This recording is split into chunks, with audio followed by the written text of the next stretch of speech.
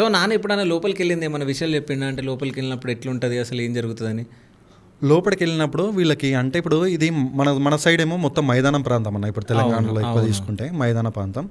నీకు కొంచెం ఏటూరు నగరం సైడ్ పోతే ఇటు మనకి ఏంటంటే కొంచెం ఫారెస్ట్ ఏరియా అవి ఉంటాయి. ఇప్పుడు నువ్వు ఆలేరు తీసుకో, ఆలేరు ఏరియా, ఇప్పుడు భువనగిరి ఏరియా తీసుకుంటే అంతా ఫ్లాట్ ఏరియా అన్న మనకి. ఆ ఫ్లాట్ ఏరియాలో ఏంటంటే వీళ్ళు నైట్ టైంలో వస్తుండే, ఎవరు దళాలు కానీ నైట్ టైంలో వచ్చినప్పుడు వీళ్ళు ఒక ప్లేస్ అనుకుంటుండే. ఆ ప్లేస్ దగ్గర పోయి డిస్కషన్ చేస్తుండే. ఏం ఇక్కడ అంటే కొందరికి కొన్ని రిస్ట్రిక్షన్స్ ఉంటాయి అన్న. ఇప్పుడు ఒక ఆలేరు దళం అంటే ఒక చుట్టుపక్కల 15 గ్రామాలు 30 గ్రామాలు ఉంటాయి వీళ్ళ హ్యాండ్ ఓవర్లో.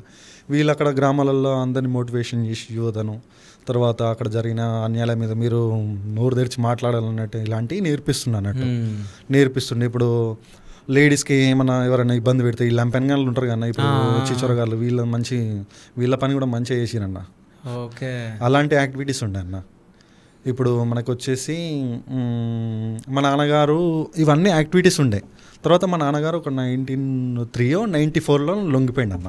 ఓకే, లొంగిపోయినప్పుడు కూడా మా నాన్నను నల్గొండ డిస్టిక్లో ఇక్కడ ఒక డౌట్. నాన్నగారు అంటే ఈ ఇంట్లో ఉన్నట్టే నార్మల్ పర్సన్ లాగా, అంటే నక్సలైట్ లాగా లేకుండే, అంటే అందులో ఉన్నా అని చెప్పేసి ఉంటుండే. అంటే ఈ పోలీస్ వ్యవస్థ ఏం చేస్తున్నప్పుడు, అంటే వీళ్ళందరూ తిరుగుతుంటే ఏం చేయకపోతుండే పోలీసులు? అంటే అప్పుడు కమ్యూనికేషన్ ఎంత డెవలప్ కాలేదు అన్న. ఇప్పుడు ఏంటంటే నక్సలైట్లకు సానుభూతి పరులు చాలా ఉండే అన్న. అప్పుడు పోలీసులలో కూడా ఉంటుండే అన్న. ఇప్పుడు పోలీసులలో మంచి పోలీసు వాళ్ళు ఉంటారు, చెడు పోలీసు వాళ్ళు ఉంటారు అన్న. వాళ్ళు ఏంటంటే ఇప్పుడు ఈ రాజకీయ నాయకులు చెప్పాల్సిందే, వాళ్ళు చేయాల్సిందే అంతే.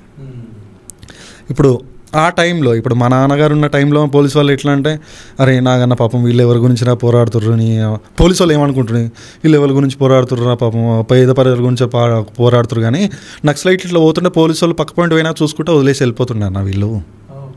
అట్లా ఇప్పుడు అంటే వాళ్ళు కూడా పోలీసు వాళ్ళు కూడా మంచి ఇనిషియేషన్ అంటే మంచి అంటే ఒక ఒపీనియన్తోనే ఉండే అన్న నక్సలైట్ మూమెంట్ మీద. కాకపోతే ఏంటంటే ఎవరైనా ఇప్పుడు మళ్ళీ ఈ తిక్కలలో ఉంటారు కదా కొందరు, ఎవరైనా ఎస్ఐ గారు ఎవరైనా కొంత తిక్కలకి వీళ్ళు మంచి గుణపాఠం చెప్తుండన్న వీళ్ళు.